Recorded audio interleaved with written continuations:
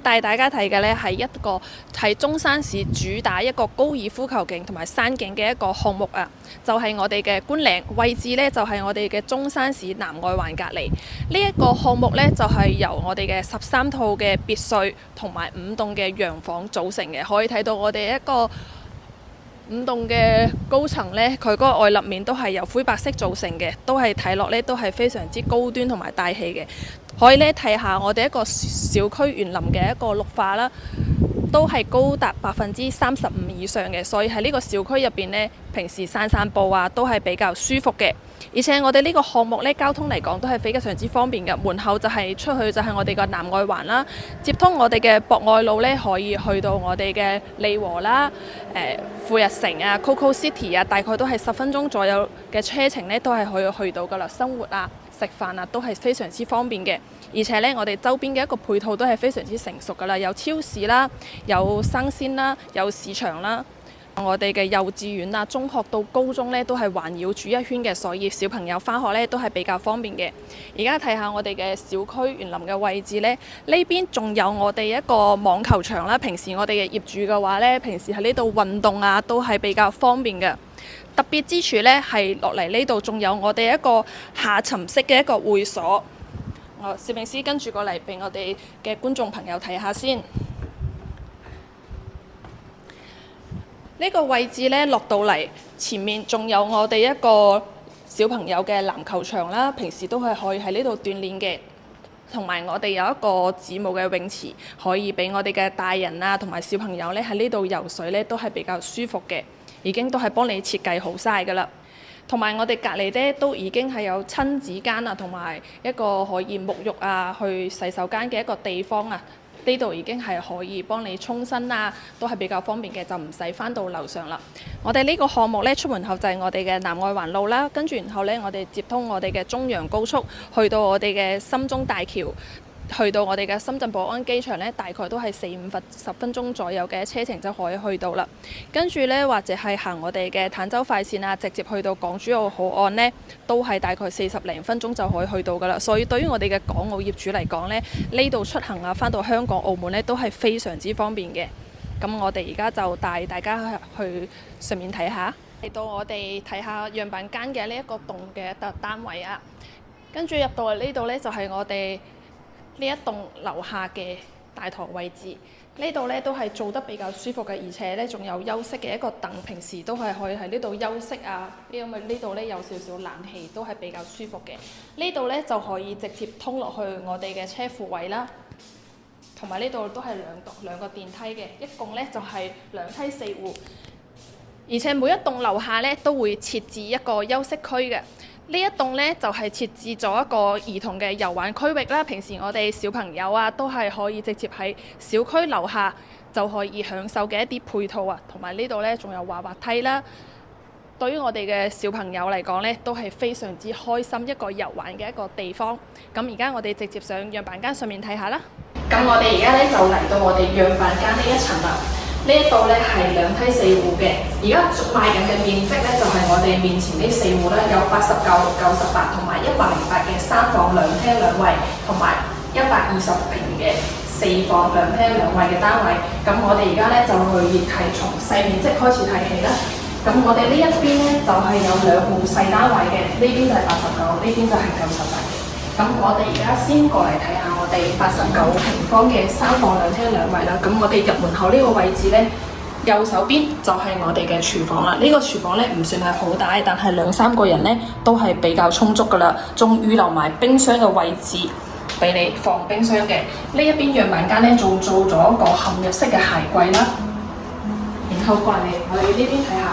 呢一度就係我哋餐廳位啦，平時呢3到4個人嘅飯台放到都係冇問題嘅，但係樣板間呢個位呢，就做咗一個中島台啦，2個人食飯啦，一個開放式嘅位置呢，都係比較闊落嘅。呢一邊呢，就係我哋一個客廳位啦，跟住過嚟呢，嚟到我哋嘅陽台，望出去呢，就係可以望到我哋山景啦，同埋海欣嘅呢一個富人區。景觀呢都係非常之唔錯嘅，望入嚟我哋嘅採光都係非常之光猛嘅。嚟到呢邊呢，就係我哋一個分段式乾濕分離嘅一個衛生間啦。跟住另外一邊呢，就做咗一個兒童房嘅，呢邊都做埋櫃㗎啦。跟住然後咧睇下我哋主人房嘅位置先。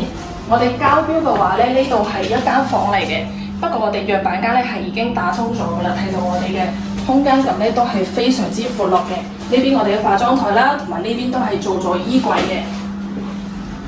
我哋呢邊窗睇出去咧，都係我哋海欣富人區嘅一個景觀面啦，都係非常之闊落嘅，同埋我哋一個中人鋪擺嘅洗手間添。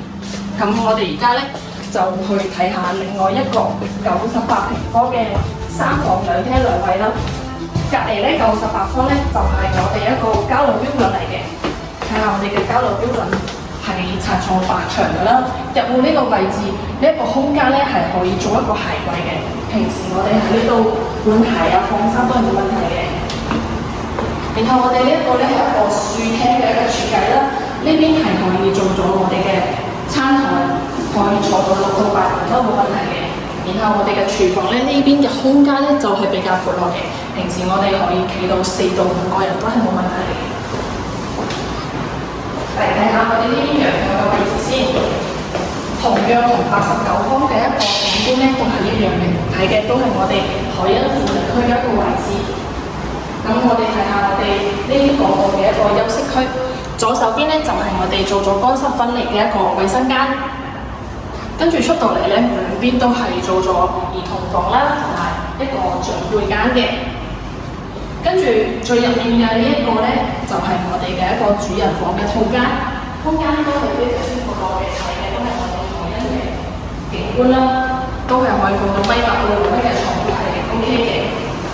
咁而家咧跟住我哋嘅攝像頭咧，去睇下我哋另外2個大型嘅單位。嗱，呢一邊嘅區域咧就係我哋108方嘅一個區域啦，門口咧就可以放我哋嘅鞋櫃啦。呢一邊嘅角度咧就係我哋嘅消防通道，係可以通過我哋嘅樓梯嘅。入到嚟咧，呢個就係我哋餐台嘅位置。呢邊可以睇下我哋嘅廚房，呢個廚房咧都係非常之闊落嘅，可以企到5到6個人都冇問題嘅。仲有一個生活陽台，亦都可以將佢打通，或者係放我哋嘅洗衣機。睇翻我哋客廳位咧，呢個開間都係非常之闊落嘅。平時我哋一家3口、一家4口咧坐喺呢度睇電視都係非常之闊落嘅。睇翻我哋盡頭嘅景觀，呢度就係可以睇到我哋中山嘅高爾夫球景啊，同埋我哋嘅別墅景同埋山景嘅位置。我哋而家睇緊嘅呢一層咧係21樓嘅，但係我哋中高層嘅位置咧，部分我哋大戶型嘅單位都係可以睇到呢一個景觀嚟，都係非常之舒服。咁睇翻我哋嘅休息區啦，呢一邊係我哋做咗乾濕分離嘅一個衛生間，同埋兒童套房。另外一個做咗長輩間，衣櫃嗰啲都係做好晒，睇到都係非常之闊落嘅。同埋我哋嘅主人房空間係比較充足嘅，放到米8到2米嘅床都係完全冇問題。仲有一個衛生間，而且我哋主人房咧睇到嘅都係我哋高爾夫球場嘅景觀。呢一個過道咧仲有一個嵌入嘅一個位置，有一個空間。到時我哋有需要嘅話咧，都可以好似樣板間咁樣做一個書櫃啊，或者係一個嵌入式嘅櫃都係冇問題嘅。咁我哋而家睇下另外一個單位。同樣嘅一個空間，呢個空間咧都係可以俾我哋使用嘅，可以放櫃啦。呢度一樣係有個消防通道嘅。呢一個面積係120平方嘅。而家我哋係做咗一個日式嘅木原木風格啦。120平嘅廚房都係空間都係比較足嘅，都係可以企到5到6個人，同埋有個生活陽台。呢個我哋餐廳位啦，餐廳位呢度係做6個櫃嘅。如果我哋唔需要嘅話咧，其實我哋呢一個空間係可以做到更大嘅，可以坐到一個6到8個人嘅陽台，同埋我哋客廳嗰個開間都係非常之闊落嘅。同樣我哋陽台望出去嘅景觀咧，同108方嘅其實都係差唔多，可以睇到我哋嘅山景、高爾夫球景同埋我哋嘅別墅景。呢一個景觀咧都係基本上係唔屬於有遮擋㗎啦。因為我哋睇到嘅視野都係比較遠啲。